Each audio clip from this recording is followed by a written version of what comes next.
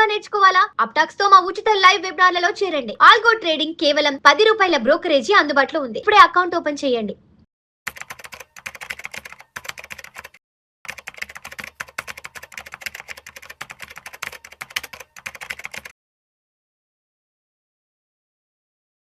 నమస్తే మాధవిరెడ్డి గారు. నమస్తే అండి. మాధవిరెడ్డి గారు, రీసెంట్గా ఈ ఫైనాన్షియల్ ప్రోడక్ట్స్కి సంబంధించి, సర్వీసెస్కి సంబంధించి మిస్సెల్లింగ్ జరుగుతుందంటూ ఫైనాన్షియల్ మినిస్టర్ నిర్మలా సీతారామన్ గారు, అదేవిధంగా సెబీ కూడా కొన్ని వ్యాఖ్యలు చేయడం జరిగింది. మార్కెట్లో చాలా మిస్సెల్లింగ్ జరుగుతుంది, ఇది ఏమాత్రం మంచిది కాదంటూ కూడా కొన్ని ఓపెన్ స్టేట్మెంట్లు ఇవ్వడం జరిగింది. అసలు దేని గురించి వాళ్ళు ఎంత ఓపెన్గా స్టేట్మెంట్ ఇచ్చారు?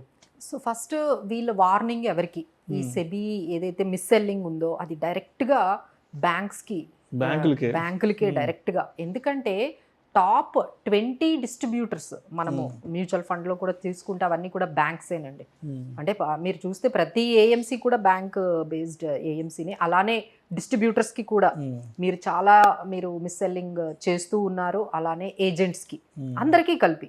అంటే సెబీ అనేది is regulator for all the financial సెక్యూరిటీస్కి, కాబట్టి వాళ్ళందరికీ కలిపి, అంటే డిస్ట్రిబ్యూటర్స్, తర్వాత ఏజెంట్స్, బ్యాంక్స్ అందరికీ కలిపి కూడా మీరు మిస్సెల్లింగ్ బాగా చేస్తున్నారు. అసలు మిస్సెల్లింగ్ అంటే ఏంటో మనం అర్థం చేసుకోవాలి. అంటే ఏంటంటే ఒక పర్సన్ కి ఒక అన్సూటబుల్ ఇన్వెస్ట్మెంట్ ప్రోడక్ట్ ఇవ్వడం. అన్సూటబుల్ ఇన్వెస్ట్మెంట్ ప్రోడక్ట్ ని కానీ ఇస్తే అది మిస్సెల్లింగ్ అనేది వస్తుంది. ఇప్పటి వరకు మీరు చాలా మందిని చూసి ఉండొచ్చు. అంటే మనం ఇన్సూరెన్స్ పాలసీస్ మీకు సూటబుల్ అవుతుందా లేదా అని సంబంధం లేకుండా వాళ్ళు మీకు ఇచ్చేయడము, లేదు అంటే మ్యూచువల్ ఫండ్ స్కీమ్స్ మీకు రిస్క్ టేకింగ్ ఎబిలిటీ ఉందా లేదా అని సంబంధం లేకుండా ఇవ్వడం మనం చూస్తూ ఉంటాము. బ్యాంక్స్లో కూడా మీరు వెళ్ళగానే వాళ్ళు కూడా ఈ మ్యూచువల్ ఫండ్స్, ఇన్సూరెన్స్లు అని చెప్పి మీ వెంట పడడము ఇవన్నీ కూడా చూస్తూ ఉంటారు.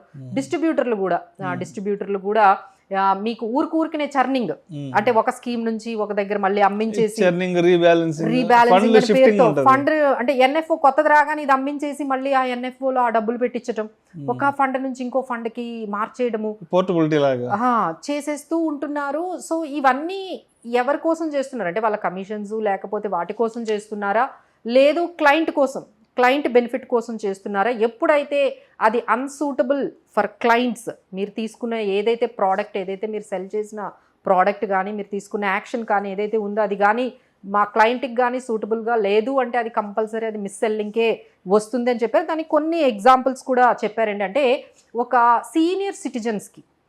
సీనియర్ సిటిజన్స్కి వాళ్ళ ఎఫ్డి అమౌంట్ని మ్యూచువల్ ఫండ్లో కానీ, అంటే స్మాల్ క్యాప్స్ వాళ్ళు ఎలా పెట్టిస్తారు చూడండి. రిస్క్ ఉన్న, అంటే ఒక సీనియర్ సిటిజన్ కి రిస్క్ టేకింగ్ ఎబిలిటీ చాలా తక్కువ ఉంటుంది.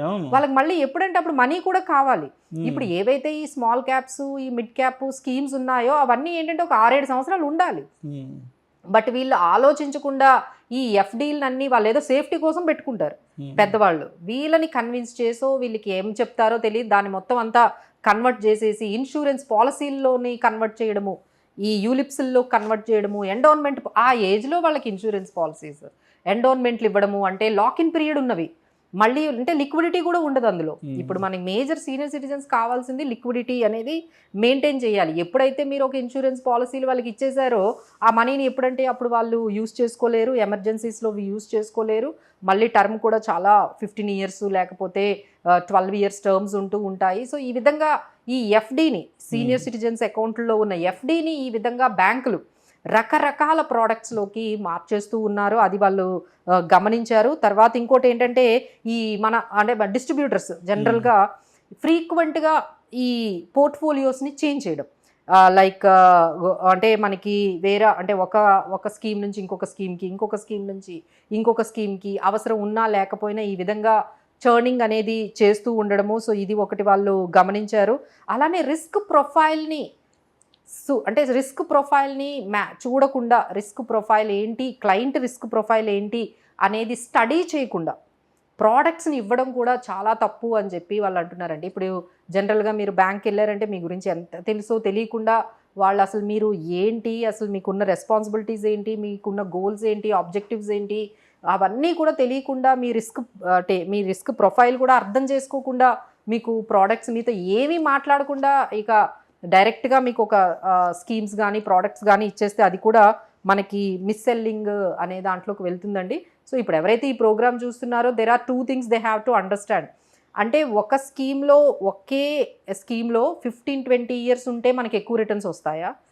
ఎవ్రీ ఇయర్ మనం ఏదైతే బాగా పెర్ఫార్మెన్స్ ఇస్తుందో ప్రతి సంవత్సరం ఆ హై పర్ఫార్మెన్స్ ఇచ్చిన ఆ స్కీమ్లోకి షిఫ్ట్ అయిపోతూ ఉంటే, అంటే చర్నింగ్ చేసుకుంటూ వెళ్ళిపోతే, షఫల్ చేసుకుంటూ వెళ్ళిపోతే ఎక్కువ రిటర్న్స్ వస్తాయా అని చెప్పేసి ఒక స్టడీ అనేది ఉందండి. సో ఆ స్టడీ ఏం చెప్తుందంటే, ఏవైతే మీరు అన్ని సైకిల్స్ని దాటుకుంటూ అన్ని మార్కెట్ ఏవైతే సైకిల్స్ ఉంటాయో వాటన్నిటిని దాటుకుంటూ ఏదైతే మీరు ఒక సింగిల్ స్కీమ్లో కానీ ఒకటి మీరు పెట్టుకున్నారు అంటే దానివల్లే మనకి ఎక్కువ రిటర్న్స్, అంటే ఎగ్జాంపుల్ ఇందులో ఒక 17% రిటర్న్స్ కానీ వస్తే, ఎవరైతే ఇలా ఎవ్రీ ఇయర్ మార్చుకుంటూ పెర్ఫార్మెన్స్ వస్తున్న ప్రతి దాంట్లోకి మీరు, అంటే ఇప్పుడు ఎగ్జాంపుల్ లార్జ్ క్యాప్స్ బాగాలేవని మిడ్ క్యాప్స్లోకి వెళ్ళిపోవడం, మిడ్ క్యాప్స్లో రిటర్న్స్ రాకపోతే మళ్ళీ స్మాల్ క్యాప్స్లోకి వెళ్ళిపోవడం, లేదు ఇక్కడ నుంచి థెమటిక్కి వెళ్ళిపోవడం, అసలు ఇవన్నీ వద్దు గ్లోబల్ ఫండ్స్కి వెళ్ళిపోవడం, ఇలా ఎవ్రీ టైం, అంటే లేదు అంటే గోల్డ్ ఈటీఎఫ్స్, సిల్వర్ ఈటీఎఫ్స్, అంటే ఏ ట్రెండ్ వస్తే ఆ ట్రెండ్కి తగ్గట్టుగా వెంటనే నెక్స్ట్ ఇయరే, ఎందుకంటే ఎవ్రీ ఇయర్ సైకిల్ మారుతుంది, ఎవ్రీ ఇయర్ ట్రెండ్ మారుతుంది, ఆ ట్రెండ్కి తగ్గట్టుగా మొన్నంతా గోల్డ్ సిల్వర్ అన్నారు, ఇప్పుడు గ్లోబల్ అంటున్నారు, తర్వాత ఏదో థెమటిక్ మొన్నంతా డిఫెన్స్లో పెట్టారు, తర్వాత మిడ్ క్యాప్స్ అన్నారు, స్మాల్ క్యాప్స్ అంటారు. ఈ విధంగా ఎవ్రీ ఇయర్ ఏదైతే మొమెంటమ్ ఉన్నదో దాన్ని బట్టి మనం మార్చుకుంటూ వెళ్ళిపోతే అంత రిటర్న్స్ అయితే మీకు ఎక్కువగా కనిపించలేదండి. ఆల్మోస్ట్ 14% వరకే అలా చేసుకుంటూ వెళ్తే వచ్చాయి. బట్ మీరు కన్సిస్టెంట్గా మీ రిస్క్ ప్రొఫైల్ బట్టి మనకి ఏదైతే బాగా సూటబుల్ అవుతుందో, అది మిడ్ క్యాప్ అవనియండి, స్మాల్ క్యాప్, లార్జ్ క్యాప్ ఏదైనా అవనియండి, ఒక దాన్ని మనం మన రిస్క్ ప్రొఫైల్ బట్టి మన ఆబ్జెక్టివ్ బట్టి మనం సెలెక్ట్ చేసుకొని కంటిన్యూగా మార్కెట్ కండిషన్స్తో సంబంధం లేకుండా ఎవ్రీ సైకిల్లో ఎవ్రీ మార్కెట్ పెర్ఫార్మెన్స్లో పెట్టుకుంటూ వెళ్తే వాళ్ళకే ఎక్కువగా రిటర్న్స్ వచ్చాయని చెప్తుంది. సో ఎవరైతే ఇలా ఎవ్రీ ఇయర్ మారుస్తూ ఉన్నారో ఒక్కసారి ఆలోచించండి, నిజంగానే అన్ని రిటర్న్స్ మీకు ఈ విధంగా మారుస్తూ ఉండడం వల్ల వస్తున్నాయా లేదా. బట్ ఎవరైతే ఇప్పుడు ఏఏ బాగా యూస్ చేస్తుందండి, సెబీ కానీ ఆర్బీఐ కానీ ఏఏని బాగా యూస్ చేస్తుంది. ఎవరైతే ఈ విధంగా చర్నింగ్ చేపించి ఒక స్కీమ్స్ నుంచి ఆ డబ్బులన్నీ తీసుకొని వెళ్ళి ఒక్కసారిగా ఇంకొక స్కీమ్లో పెట్టడం వల్ల క్లయింట్కి చాలా నష్టపోతారండి. ఎందుకంటే ఎల్టీసీజీ కట్టాలి కదా, మొత్తం మీరు యూనిట్స్ అన్నీ అమ్మేస్తే అక్కడ ఎల్టీసీజీ కట్టాలి, మళ్ళీ అక్కడ నుంచి మళ్ళీ మీరు ఇంకొక స్కీమ్లోకి తీసుకెళ్తారు, మళ్ళీ అక్కడ మళ్ళీ దాంట్లో నుంచి ఒక 2-3 ఇయర్స్ అయిన తర్వాత అక్కడ నుంచి ఎగ్జిట్ చేయిస్తూ ఉన్నారు. ఈ విధంగా చేయడం వల్ల మనకి క్లయింట్స్కి ఎక్కువగా లాస్ అవుతుందండి. సో డిస్ట్రిబ్యూటర్స్ కూడా వాళ్ళు చాలా వార్నింగ్ లాగే చెప్పారు, మేము అన్నీ గమనిస్తున్నాము. యాంఫీ కూడా ఈ విషయంలో చాలా స్ట్రాంగ్గా ఆ డిస్ట్రిబ్యూటర్స్కి నోటీసులు పంపించడం వరకు కూడా వెళ్తూ ఉన్నారు. సో అందరూ కూడా జాగ్రత్తగా ఉండండి. ఎవరైతే మిస్ సెల్లింగ్ చేస్తున్నారో ఇప్పుడంతా కూడా సెబీ ఆర్టిఫిషియల్ ఇంటెలిజెన్స్ని వాడి ఎవరైతే ఈ విధంగా చేస్తూ ఉన్నారో వాళ్ళకైతే నోటీసులు అయితే పంపిస్తుంది. సో ఇన్వెస్టర్స్ కూడా బీ అవేర్ ఆఫ్, ఎందుకంటే అంతా కూడా మనం వాళ్ళ మీదే వేసేయకూడదు, మనం కూడా నాలెడ్జ్ని కొంచెం గెయిన్ చేసుకోవాలి. నిజంగా ఆ ప్రోడక్ట్ కొనే ముందు ఒక ఎక్స్పర్ట్స్ని, మమ్మల్ని కానీ ఎవరినైనా మీకు తెలిసిన వాళ్ళని కొంచెం కనుక్కొని మీరు ఇన్వెస్ట్ చేస్తే బెటర్గా ఉంటుందండి. Right, thank you so much Madhu Reddy గారు.